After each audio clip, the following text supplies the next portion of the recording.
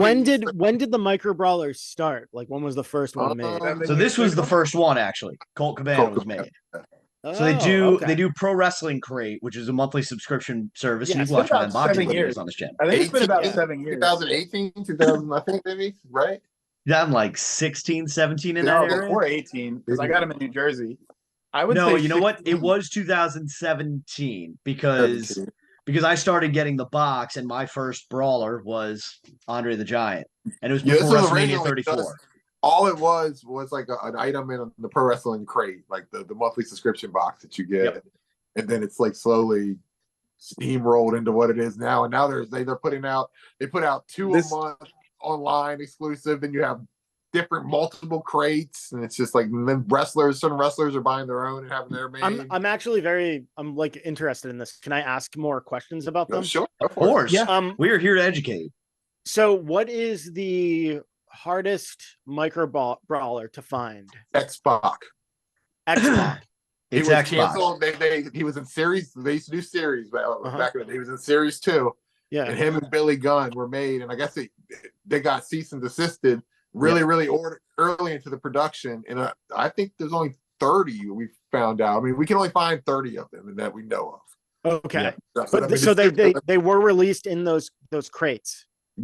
These were so they had the ones in the crate, and then they also had a series that you could buy in addition to that. Yeah. It was and they were dirt fucking cheap, and we all thought it was so expensive. Yep, they were like $12, and now you can sell that X-Pac figure for what did it go? Like, he sold one on like a High Spots auction and signed it sealed, and I think it went for like a couple $100.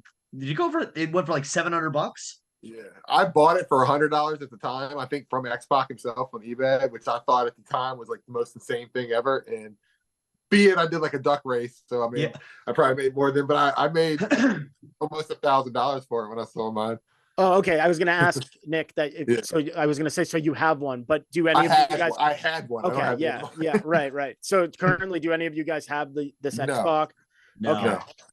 Okay. It is hard to find. It's very rare. It's like the Braille piece, basically. I haven't seen an Xbox or a Billy Gunn for sale in Billy Gunn was the other one that got cease and desist, but I think they were farther along in the production, because I ended up buying that from Billy Gunn's wife on Twitter for $15, and I sold that one for quite a couple $100 too. Nice. So. I haven't seen those for sale in probably a year, other than the ones you were auctioning off, Nick. Like, I haven't seen anyone trying to sell those. Billy Gunn tends to have somehow always has the rare, hard to find figures. Like his Hasbro is pretty hard to find, and it's one of the more expensive ones. His Elites even now, like, they're hard to find because he went to AEW, and they had just put out like another DX box or something, or he was a part of the Legends series that came out right when he left. So they don't make him anymore, and they haven't in a really long time since he left that company. So even his Elites are worth like pretty good money, not like, hundreds or whatever, but I think that his Elite goes for like $80 or something like that. And then of course, I guess this Micro Brawler is, worth a pretty good chunk of change.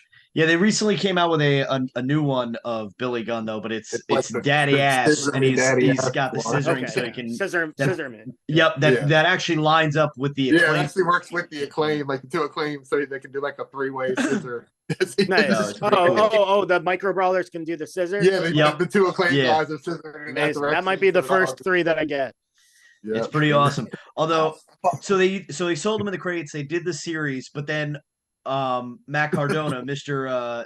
There it is. Mr. Creative right there, he like found a way to get Major Pod figures to sell on majorwrestlingmerch.com, whatever their website is. And then he came out with the Indie God Brawler. Oh, nice. That he sold. So it's giving the middle finger to it's very perfect. He also that's really cool. A pretty big Grail brawler. He actually, when he got married to Chelsea, they had let me grab wedding Micro Brawlers as like guest items or whatever. Wow. Okay, he had him at the wedding. Yeah, like he got him just. They were wedding favors. Amazing. And they were really hard. I mean, I think the price went down on them a little bit now, but they were. Yeah. Really, so just to give you just to give you a brief story on that. So he came out with these. I always keep my brawlers loose except for these 2. He gave these away as wedding favors when he and Chelsea got married 2 years ago. And people were hitting him up like crazy. He was like, how much? And he was like, $1,000. You want him $1,000?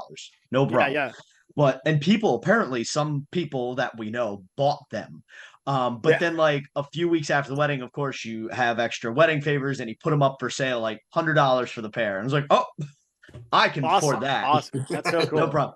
Watch new episodes of the broadcast on YouTube every Tuesday at 7 a.m. Miami time. Make sure to hit that subscribe button, and most importantly, Tom says hi.